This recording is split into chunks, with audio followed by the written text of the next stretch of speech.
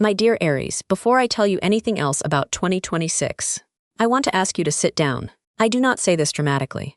I say it because what is about to happen in your chart is so significant that I want you to be still while I explain it. On February 13th, Saturn enters your sign. On January 26th, Neptune enters your sign. And on February 20th, the two of them meet in an exact conjunction at 0 degrees of Aries. In your first house, in your face, your body, your name, your physical existence in this world. This conjunction has not happened in your sign in approximately 165 years. The last time was the 1860s. I want you to read that again. 1860s. None of us reading this script were alive then. None of our grandparents were alive then. This is a once-in-many-generations astrological event, and it is happening to you. I am Madame Aurora, and I have been studying the stars for over 35 years from my office in Manhattan. And I want to tell you that I have been waiting to write this script for an Aries for a long time. Because the year you are walking into is going to define not just 2026 but the rest of your adult life. Saturn will be in your sign for 2.5 years, until February of 2028. Neptune will be in your sign for 14 years, until 2040. Together, they will rewrite who you are at the level of physical presence, identity, name, role, body, and the way you exist in the world.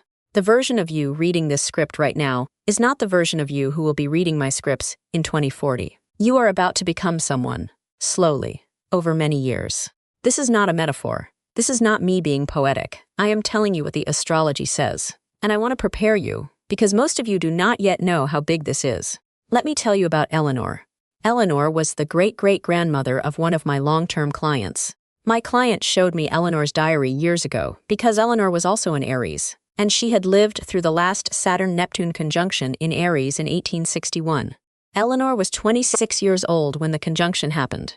Before the conjunction, she had been the quiet, obedient daughter of a wealthy family in Boston, expected to marry the son of her father's business partner. She kept a diary. The diary entries from before 1861 are full of obligation, formality, and quiet despair. The diary entries from after 1861 are different. She refused the marriage. She enrolled at a women's college, which had only just become possible for women in her social class. She became a nurse during the American Civil War, then a teacher, then a suffragist. She never married. She wrote until she was 87 years old. The last entry in her diary from 1922 says, "I am the woman I chose to become. I do not know who I would have been if I had married Charles. But I know who I am now, and she is mine." My client found that diary in her grandmother's attic. She brought it to me because she wanted to understand who she was inheriting from. And I told her, "Your great-great-grandmother lived through the same Saturn-Neptune conjunction in Aries that the Aries of 2026 are about to live through. The same opportunity, the same invitation, the same one-in-many-generations moment to become someone the world did not give you permission to be." My dear Aries, you are now standing where Eleanor stood. The universe is offering you the same door. Now let me walk you through the year, transit by transit. The year opens with the slow exit of Neptune and Saturn from your 12th house. On January 26th, Neptune leaves Pisces, where it has been since 2012. 14 years of Neptune in your 12th house of the spiritual, the hidden, the behind the scenes, the subconscious, the dreamy, the dissolving. Think about what this has meant for you. Many of you have spent the past 14 years in a quiet, often invisible spiritual evolution. Some of you have struggled with addiction, depression, or chronic confusion during this period. Some of you have had powerful dreams that changed your sense of yourself. Some of you have done deep, therapeutic, or spiritual work that no one outside of your closest circle has known about. Some of you have felt, repeatedly, like you were dissolving, like the person you used to be was slipping away, and the person you were becoming had not yet arrived. Whatever your version, Neptune in your 12th house has been the slow, 14-year work of preparing you for who you are about to become. 3 weeks later, on February 13th, Saturn leaves Pisces, where it has been for 2.5 years. Saturn in your 12th house has been the discipline of the hidden. The past 2.5 years, many of you have been quietly working very hard, often unrecognized. Some of you have been caring for someone who is ill or dying. Some have been doing the long, structured spiritual work that the 12th house demands. Some have been navigating mental health, in yourself or in a loved one. The weight has been heavy and largely invisible. On February 13th, that work formally ends. The weight does not just lift, the weight transforms. Because both planets move into Aries, your sign, your first house. the most personally visible part of your chart. Everything that has been hidden in your 12th house begins to come forward. Everything you have become in private over the past 14 years begins to appear in public. The you who has been forming behind the scenes is ready to walk on stage. On February 20th, Saturn and Neptune meet in their exact conjunction at 0 degrees of Aries in your first house. I have already told you that this conjunction has not happened in your sign in approximately 165 years. I want to tell you now what it means for you, specifically in practical terms. Saturn in your first house for 2.5 years asks you to take yourself seriously, to build a real identity, not a performed one, to commit to who you actually are, not who other people expect you to be, to take responsibility for your physical presence, your body, your name, your work in the world. Saturn in the first house is one of the most concrete identity transits. It often brings physical changes, weight changes, hair changes, style changes, posture changes. It brings the kind of physical discipline that some Aries have been avoiding for years. It also brings a maturation of your public identity, a new title, a new role, a new way you introduce yourself to the world. Neptune in your first house for 14 years asks you to dissolve every false identity you have ever performed, to recognize the gap between who you have been pretending to be and who you actually are. Neptune in the first house is one of the most spiritual, soulful, mysterious identity transits. It often brings a softening of the ego, a deepening of intuition, a sense that you are becoming more than what you appeared to be. Some Aries become more visibly spiritual, more artistic, more elusive, more mysterious during this transit. The combination of Saturn and Neptune in your first house at the same time is the rarest of the rare. Saturn says, build something real out of who you actually are. Neptune says, dissolve who you are not. Together they say, over the next 15 years, you are going to become yourself, in a way you have never been yourself before. I want to pause now because I know some of you are already feeling overwhelmed. I want to remind you that this is a 15-year story. You do not have to become someone in a single weekend. You only have to begin. The universe is not asking you to transform overnight. It is asking you to begin the long, slow walk toward who you are actually meant to be. And it is giving you 15 years to do it. Now Uranus. On April 25th, Uranus enters Gemini, your third house of communication, writing, daily learning, siblings, neighbors, and your immediate environment.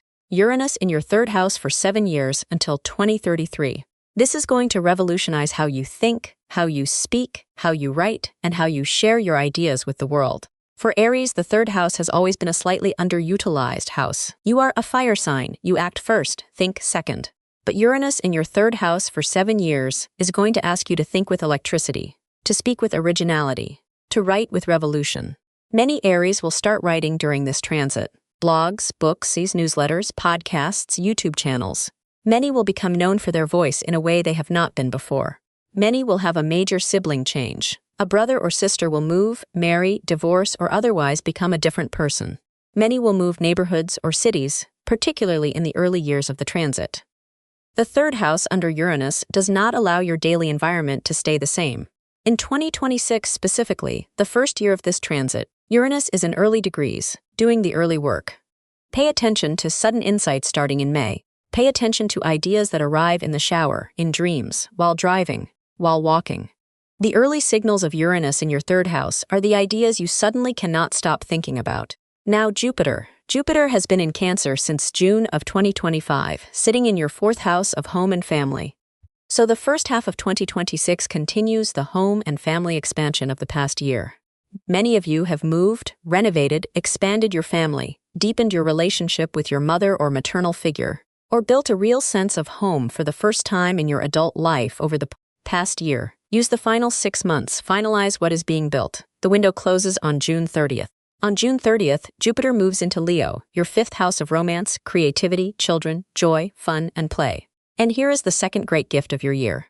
Jupiter in your fifth house for 13 months, until July of 2027. For an Aries, this is one of the most romantically and creatively fertile transits available. Why? Because Leo is your fellow fire sign.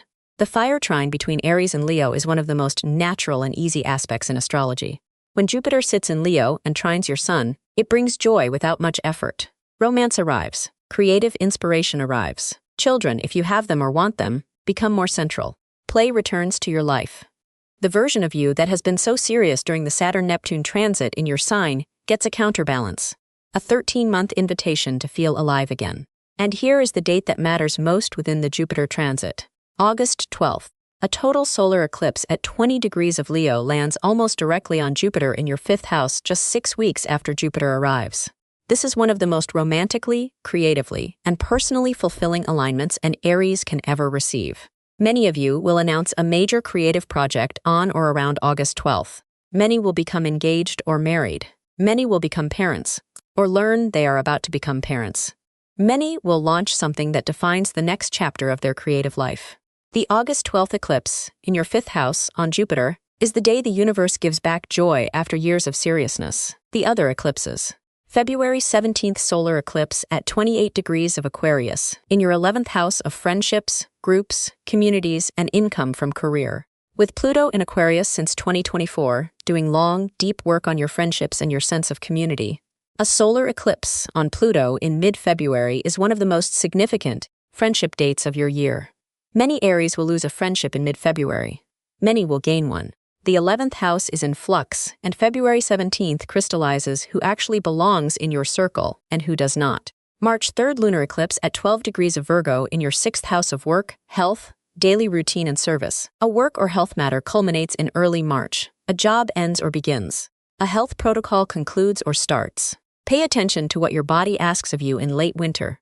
August 27th lunar eclipse at 4 degrees of Pisces in your 12th house, closing the long Neptune and Pisces era of behind-the-scenes work with a final dramatic moment. Many Aries will have a significant spiritual or hidden experience on or around August 27th.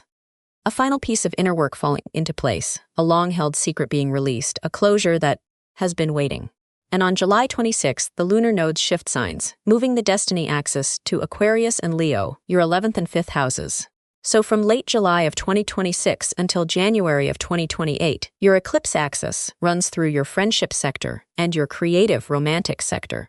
This is your cater axis for 18 months. The relationship between your community and your joy is being reorganized at the deepest level.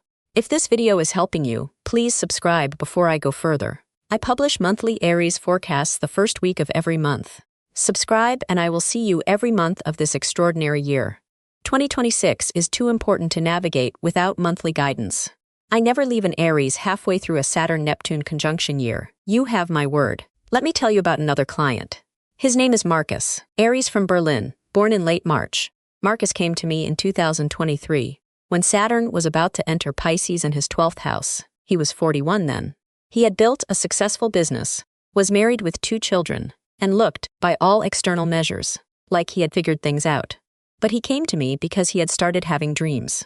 Dreams of dying, dreams of being someone else, dreams of walking through houses he had never seen. He said, "Aurora, I am not unhappy, but something is happening to me that I cannot name." I told him, "Marcus, Saturn is about to spend 2.5 years in your 12th house. Then it will move into your sign for 2.5 more years. The next 5 years are going to dismantle and rebuild you. The man who walks out the other side will not be the man who walked in." He listened. Over the past 3 years, he has done the slow 12th house work. He has gone to therapy twice a week. He has dealt with material from his childhood that he had buried. He has slowed his business down. He has reconnected with parts of himself he had abandoned in his 20s. And he came to see me last month and he said, "Aurora, I am ready for the next chapter. I am almost not the same person." I told him, "My darling, you are absolutely correct. Saturn and Neptune are entering your sign in 2 months. The man you have been quietly becoming in private is about to step into your life." I tell you this story because Saturn and Neptune in your sign work best for the Aries who have done the 12th house preparation. If you have spent the past few years in some kind of inner work, therapy, recovery, deep self-examination, spiritual practice, grief, then 2026 is the year the inner work becomes outer reality. If you have not done the inner work, the next 15 years will force you to do it. Let me talk about love. The story of love in 2026 runs along 2 distinct halves. The first half of the year is preparation. Saturn and Neptune in your sign reshape who you are, which reshapes who you can be in love. For partnered Aries, this is the period when your partner has to adjust to the version of you that is emerging. Some partnerships will not survive that adjustment. Most will deepen if both people are willing to grow. For single Aries, the first half is not the meeting period. It is the becoming ready period. The second half opens the door. Jupiter enters your 5th house on June 30th, and the romantic energy expands. The August 12th solar eclipse on Jupiter is the romantic peak. Many Aries will meet someone significant in mid-August, or finally see clearly the person who has been quietly close to them. Many will become engaged, many will marry, many will commit to creative projects together with a partner. The Venus retrograde from October 3rd to November 13th in Scorpio and Libra falls in your 8th and 7th houses. So old joint financial matters and old partners may return. Be careful which doors you open. Not every return is meant to last. Career. The Pluto in your 11th house continues to transform what you earn from your career through community, online presence, and groups. The March 3rd lunar eclipse in your 6th house brings a work decision. After June 30th, with Jupiter in your 5th house of creativity, many Aries will pivot toward creative work, content creation, performance, entertainment, work with children, romantic industry, work, hospitality. The August 12th eclipse may bring a creative breakthrough that becomes a career direction. Money.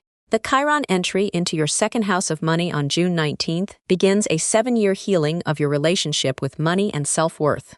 Many Aries carry quiet wounds about money, about scarcity, about deserving, about value. Chiron in your 2nd house, slowly, over 7 years, heals these. The Venus retrograde in October-November affects shared finances. The Saturn-Neptune work in your sign affects your sense of personal worth, which over time affects what you earn. Health. Saturn and Neptune in your sign bring physical changes. Many Aries will experience body changes, weight, hair, skin, energy levels during this transit. The body is being asked to align with the new identity. Pay attention. The Mars sector. Mars is your ruling planet, affects your energy throughout the year. The Chiron entry into your 2nd house in June, plus Saturn in your 1st house, may bring food and body image work to the surface. Engage with it. Home and family. The Jupiter exit from your 4th house in June ends a beautiful year of home and family expansion. The Saturn and Neptune work in your 1st house may affect family because you are becoming someone your family may not recognize. Be patient with parents. They have known you a long time as one person. They need time to recognize who you are becoming. I want to give you a ritual now. I want you to do it on February 20th, the day of the Saturn-Neptune conjunction in your sign. This is the most significant astrological date of your year and likely of your decade. It deserves your full attention. The conjunction perfects at 7:24 in the morning Pacific Time, 10:24 in the morning Eastern Time, 3:24 in the afternoon London Time, and 4:24 in the afternoon Central European Time. Do the ritual that evening, after the conjunction has perfected. Find a quiet space. Light a single red candle. Red is your color, the color of Mars, and a single dark blue candle for Neptune. Place a piece of carnelian or bloodstone beside them, your stones. Burn frankincense or cedar, your herbs. Sit, take 7 slow breaths, then stand. Aries do their best work standing, then say out loud, I welcome Saturn into my sign. I welcome Neptune into my sign. I am ready to become who I have been quietly becoming. Say it 3 times, slowly. Sit, open your journal, write the date. Then write the answers to these questions, slowly, in your own way. Be honest. Aries can be honest when no one is performing for anyone. Question 1. Over the past 14 years of Neptune in my 12th house, what version of myself has been quietly forming inside me? Who have I been becoming, secretly, without telling anyone? Question 2. What false identity have I been performing for the comfort of family, partner, or career that I am ready to release? Question 3. Over the next 2.5 years, as Saturn walks through my sign, what real, concrete identity do I want to build? What do I want to be known for, called recognized as? Question 4. Over the next 14 years, as Neptune walks slowly through my sign, what is the deepest, most soulful version of myself I want to become? Question 5. When Neptune leaves my sign in 2040, who am I? What do I look like? What does my life look like? And what version of myself have I become? Sit with each answer. Do not rush. The 15-year story does not need to be answered in an hour. Then place both hands on your heart and say 3 times, slowly, I am becoming myself. I am building myself. I am dissolving what I am not. I am ready.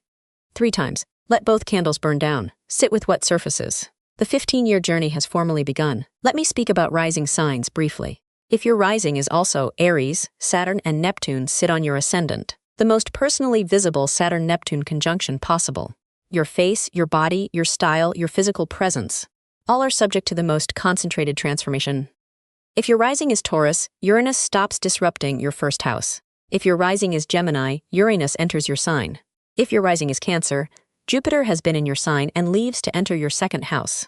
If your rising is Leo, Jupiter enters your sign in late June, your once-in-12 years renaissance. If your rising is Virgo, Jupiter enters your 12th house, preparing you for your big year. If your rising is Libra, Jupiter has been in your 10th and now enters your 11th. If your rising is Scorpio, Jupiter has been in your 9th and now enters your 10th. Career elevation. If your rising is Sagittarius, Jupiter has been in your 8th and now enters your 9th, your sign. If your rising is Capricorn, Jupiter has been in your 7th and now enters your 8th.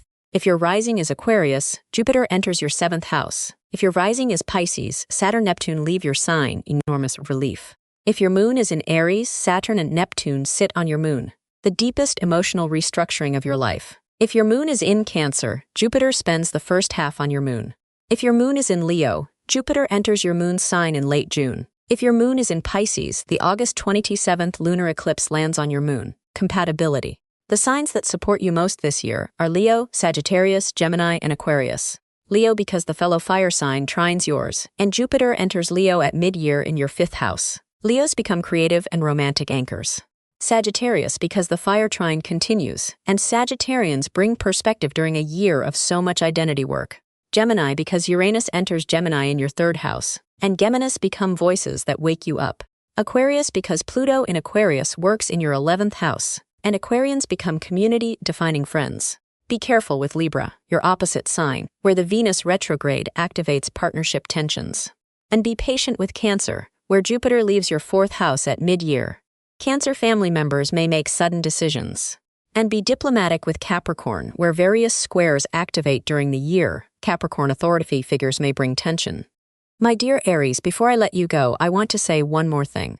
The world has often told you that you are too much, too direct, too fast, too sure, too willing to start without permission, too unwilling to wait, too yourself. I want to tell you that the world has been wrong, and that 2026 is the year you stop apologizing for who you are. Saturn and Neptune in your sign together are the universe's permission slip for you to fully occupy yourself. To be a Mars-ruled, 1st house, take up space, lead the charge, here I am Aries, but with Saturn's earned discipline and Neptune's soul depth woven in. The combination produces a version of Aries that is older, deeper, more honest, more spiritually grounded, and more powerful than the Aries the world has been used to. That version is who you are becoming. Mark these dates.